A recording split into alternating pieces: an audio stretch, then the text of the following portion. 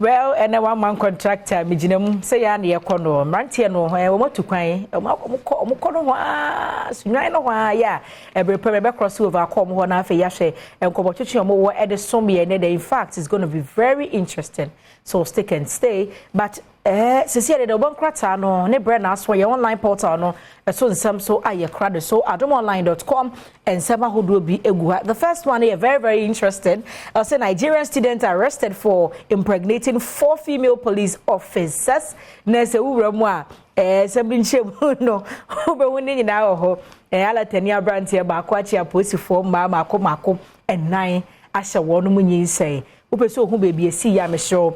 Adomonline.com story in a headline story na kwa ken kan de ewomu fire destroy shop at Kumasi Central Market again where ISM sa afibie di na fisiana menkai sa afibia ba eja ento dwabia mu ewo Ghana ha in fact yade ekoso panti no wo hwe firefighters empanifo a omo ma electrical works cause wo yedwa ahodo mu emu nkomohwehwe ade kode ekofa ba ye empanifo chemu a omuguso ya wo hwehwe mu de besi bia no mbam ye ho bebia susan e de bode ho no befa but in there uremu abehu de course wo ho authorities keeping some bribe monies as exhibit Anas Aremeyaw Anas video no ba ye ho so granting interview a watch say o de foforo behwim o de foforo ba behwim ene ye tiger IPI enche no namase no omo keka ne mabomu no mo de behwim so na Ghana e wo so Anas the ode ban headline and also authorities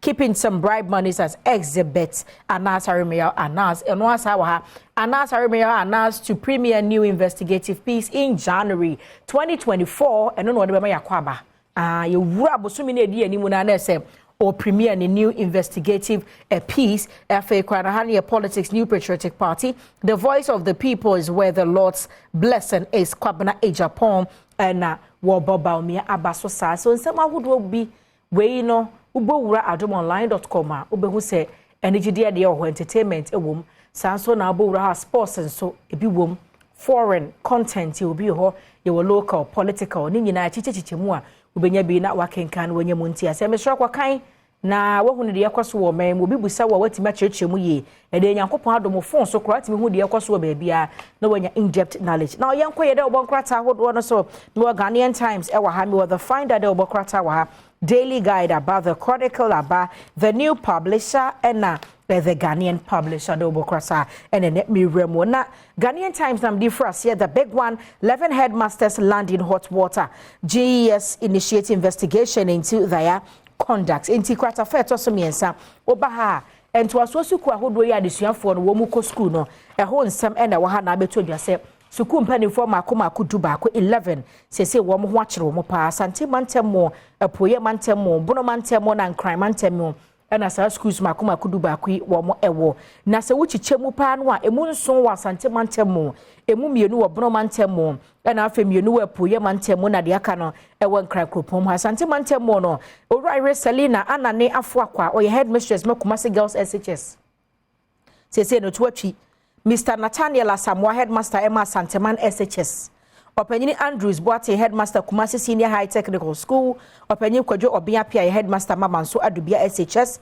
na afa kwa no Openyini Daniel Boa Maduku headmaster Agrek Enzema Community SHS Miss Gladys Safuwa headmistress Emma Nkaria Senior High Technical School Mr. Ampon Ahmed Omar headmaster Emma Collins SHS Afe yebaha no mo a opanyini afi yaw Steven headmaster Mabreku SHS Joseph Jilinje Abudu headmaster ma Oduma Seman SHS na afe kura no patient Nakimensa headmistress Magana Senior High Schools Koforidia na afe Nadia Latiko Anan headmistress Emma O'Reilly Senior High School opanyini afi so ene bola fees no so wo je no so ntwatwi ebi so se motivation fee de be sha chere fo nkran afi lunch bag ni nyina ho charge ya che so hwemu a 45 cedis yo 45 Ghana himbuku ebi so mo je ho ska SRC fees brown kaki ene akade ahodo bi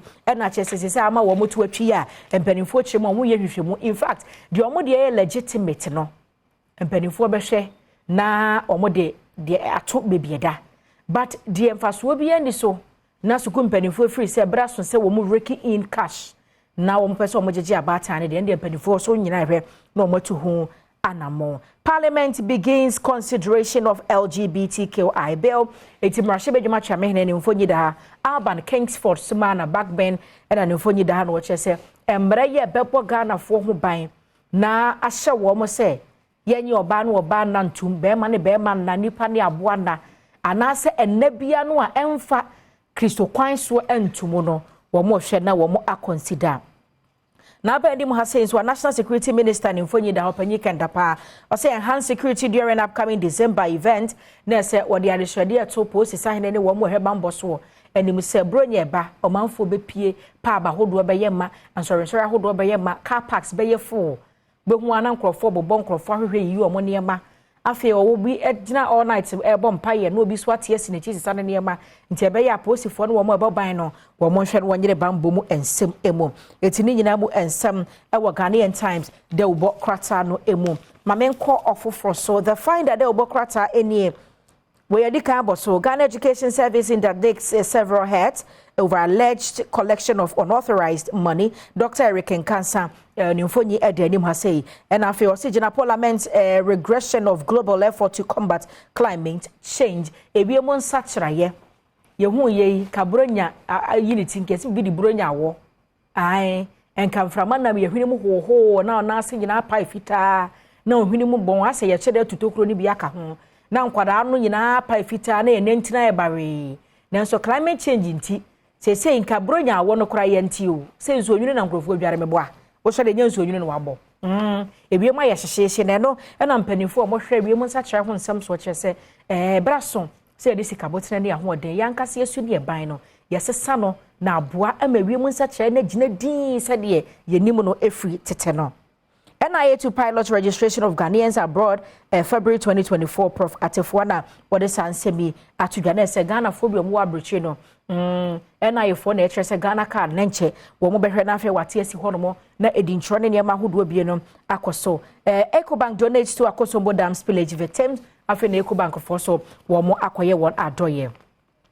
Daily Guide Obokrata and Amede Etwaso. 10 SHS heads in trouble over baller, track suit, petrol fees. Okay, Yadimu Enkomo. Controller Accountant General the bank's false claim. Kwasi Kwati Bosompem. Nimfonyi da Hakwata Feto Swinsia Uramwa. Ehobehundi Eko. Ose Kwapim Chiefs root for Samia Wuku at one of the sword curtain ceremonies. They say Enusumunsem. We've made progress in formalizing economy. Dr. Alhaji Mahmoud Baumia Mampenya Bedia Charles Haya Frank Tuni MMPP Amayukune. The Chronicle Obokrata Eni. Lithium deal is good if properly managed. Kwabena Donko and other Sansemi Atuja Pro East Mrashe Bedjani was a lithium Honsamo Yedi Wunkomono. Say a bad managing ye Nampenin Fobedi Nukre. Nasa dia workers and no Hamunchem Wedriasa. Afi crafting Tembiano Hamunchem do no. See and Sabacana Pepe Peria Persia and Kababwa Passans they do we no. A good part. In Kratane Diaba, and in Namun Samso, the new publisher, Obokrata, so never and after the Ghanaian publisher. So, in fact, in Nano, and someone who already come over, so intimidated Obokrata and Pensen money online portal, so seminal, but it didn't see a die wamba and nay a Juadenti. I will can see a better so I was a pebeba, not Kaisi a better national interviews, I would be a honomono, may ye free Hama, now for cross it over to Mranti and ya one more question, now also and Samono. Yadi atwa so ama Badwam so ni kai se wo hia me a e ya frɛ me I'm not sure wa ba adwa se wa ye ba sisia